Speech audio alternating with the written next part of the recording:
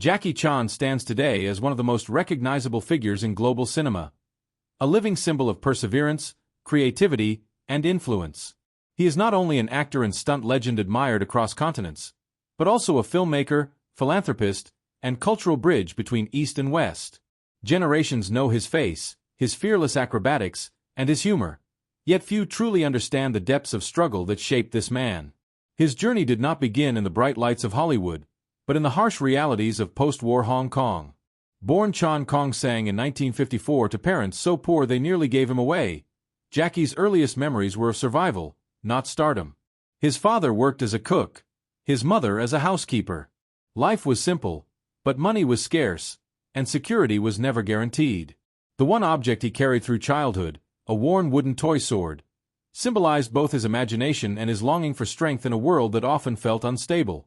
At the age of 7, his parents made a decision that would forever change his path. They enrolled him in the China Drama Academy, a strict Peking Opera School run by the formidable master Yu Jimuan. It was no ordinary school. It was a place of discipline so severe that children trained from dawn until night, enduring bruises, hunger, and relentless physical drills. Jackie was not allowed to return home for years. Here, through sweat and hardship, Jackie's body was forged into an instrument of strength and agility. He mastered martial arts, acrobatics, and performance, but he also learned obedience, endurance, and the importance of brotherhood with his fellow students. Nights were often spent in exhaustion, yet the lessons etched into his bones became the very foundation of the man the world would later celebrate. And while many children broke under this pressure, Jackie endured, holding onto that same wooden sword as both comfort and reminder. Survival required resilience. Life inside the Peking Opera School was both brutal and transformative. Jackie woke at dawn, his body aching from yesterday's drills, only to repeat the same endless cycle of tumbling, martial arts, singing, and acting. Master Yu believed in discipline above all. Mistakes were corrected not with gentle words but with physical punishment. To outsiders it looked merciless, but within those walls, Jackie developed not only skill but an iron will that would carry him through every obstacle of his future. Yet outside the academy, his world was fragile. His parents had moved to Australia for work, leaving Jackie effectively alone in Hong Kong. 4 years, letters from them were his only connection to family. That absence forced him to rely on his fellow students as brothers. Among them was a young boy named Sammo Hung, who later became both friend and rival. Together with others, they formed the legendary Seven Little Fortunes, a troupe that performed dazzling stage acts across Asia. Jackie's childhood was marked not by play but by survival and performance. He slept on hard floors, often went hungry, and learned to endure injuries without complaint. But these sacrifices carved into him the two traits that defined his character: resilience and creativity. When the group began working as extras in Hong Kong films, Jackie got his first taste of the movie world. At first, his role was to fall, again and again, crashing through tables, tumbling down stairs, absorbing punishment for pennies. He became known among stunt coordinators as the kid who never says no, willing to attempt the most dangerous moves. Still, recognition was nowhere in sight. The industry was dominated by giants like Bruce Lee, whose ferocity on screen seemed untouchable. Jackie admired him, but deep inside he knew he could never simply copy that style. If he wanted to stand out, he had to find his own way, even if it meant years of obscurity and struggle. Jackie's earliest steps into cinema were not glamorous. He appeared in the background of Bruce Lee's Fist of Fury and Enter the Dragon, thrown across the screen as just another nameless stuntman. In one famous moment, Lee accidentally struck him during a fight scene. Instead of anger, Jackie felt pride. The blow connected him, however briefly, to a legend. That tiny spark planted the belief that one day he could step out of the shadows. Still, the road was merciless. 4 years he worked anonymously, risking his life for stunts no one would remember. Falls from rooftops, tumbles off moving cars, collisions that left his body battered, each became part of his silent training. While many stuntmen quit after serious injuries, Jackie used every scar as a lesson in precision, timing, and courage. Then came a turning point. The Hong Kong film industry, searching for the next Bruce Lee after his sudden death, briefly tried to market Jackie as a replacement. Producers gave him roles that mimicked Lee's fierce intensity. But audiences rejected it. Jackie's mannerisms, his humor, his unique rhythm didn't fit the mold. Those films failed, and Jackie's career seemed destined to collapse. But Jackie refused to surrender. Instead of imitating, he looked inward. He asked himself, what made him different? The answer lay in his childhood training. Unlike others, Jackie could combine martial arts with comedy, danger with playfulness. He began experimenting with fight choreography that felt chaotic yet precise, using props like ladders, chairs, and even his own mistakes as part of the action. He leaned into humor, showing pain after a punch, slipping on a surface, making audiences laugh and gasp at the same time. These experiments were not overnight successes, but they planted the seeds of a new genre, action comedy. It was a style that no one had dared to attempt at that scale, and it carried Jackie's fingerprints on every frame. The path to greatness was anything but smooth. Jackie's experiments with action comedy were bold, but not always welcomed. Several early films failed at the box office, and producers began to doubt him. Some labeled him reckless, others said he lacked the intensity audiences wanted after Bruce Lee. For a time, Jackie faced the painful truth that his career might end before it ever truly began.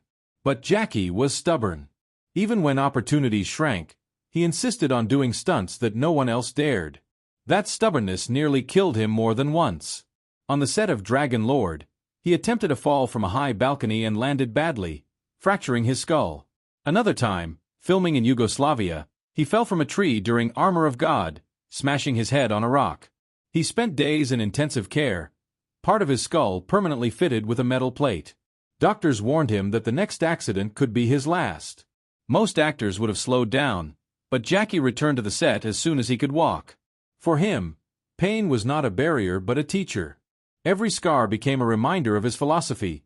To give audiences something authentic, he had to risk authenticity himself. The turning point came when Jackie embraced his full creative freedom. Movies like Snake in the Eagle's Shadow and Drunken Master allowed him to unleash his blend of martial arts and comedy. They were unconventional, even risky, but audiences responded with overwhelming enthusiasm. For the first time, Jackie Chan wasn't compared to Bruce Lee. He was simply Jackie Chan, unique, unpredictable, and unforgettable. This recognition opened doors. His films started dominating Hong Kong's box office, his stunts became legendary, and his fight choreography began influencing a new generation of action cinema. Yet success in Asia was only part of the journey.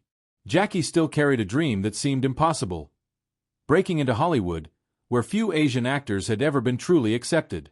When Jackie Chan set his sights on Hollywood, the world was not yet ready for his style.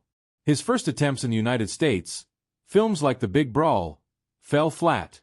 American studios tried to reshape him into a conventional action hero, stripping away the very humor and rhythm that defined him. For a moment, it seemed his unique voice would be lost in translation. But Jackie carried one principle that had guided him since his days at the opera school: never stop adapting. He believed that if a door closed, he could climb through the window, or crash through it with a stunt. That mindset became his greatest habit: persistence paired with reinvention. Instead of giving up, Jackie returned to Asia and doubled down on his signature style.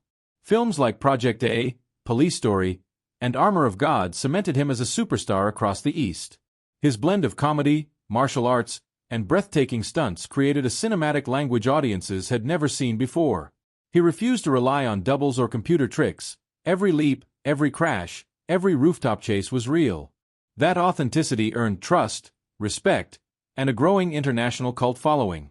Then came Rumble in the Bronx in 1995, a film that broke barriers in North America. Audiences finally saw Jackie not as a replacement for someone else, but as an original force.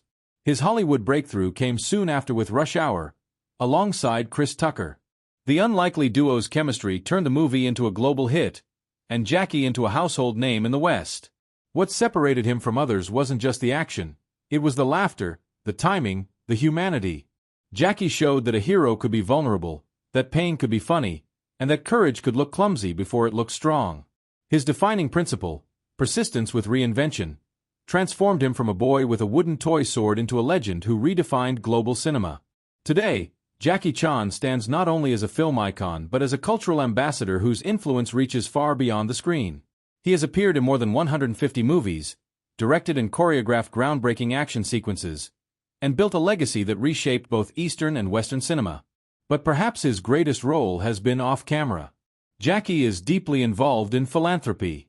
Through the Jackie Chan Charitable Foundation and other initiatives, he has donated millions to education, disaster relief, and medical aid. He has spoken often about his own childhood poverty, a reminder that he knows exactly what it feels like to grow up with nothing. His way of giving back is not only financial, but also through mentoring younger actors and stunt performers, encouraging them to innovate rather than imitate. Family has also played an important role in his later life. Though his career often kept him away from loved ones, Jackie has reflected on the importance of balance, on finding time to be present with his children, and on the regrets that came with years of relentless work. These reflections have made him more open, more vulnerable, and more determined to use his platform for good. Today he continues to act, to direct, and to inspire. Age has slowed him, but not stopped him. He no longer attempts every life-threatening stunt, yet he remains committed to authenticity and artistry, values that shaped him from the very beginning. The lesson of Jackie Chan's journey is simple but powerful. Persistence transforms weakness into strength, and originality turns rejection into triumph. He proved that you do not need to fit someone else's mold to succeed. You must create your own. For anyone watching, his story carries a challenge. What is your version of the wooden sword you once held as a child? What talent, habit, or dream can you carry forward, no matter how many doors close in your face? Jackie Chan's life answers that question. If you dare to keep moving, to reinvent, and to believe in your own voice, you can turn struggle into greatness.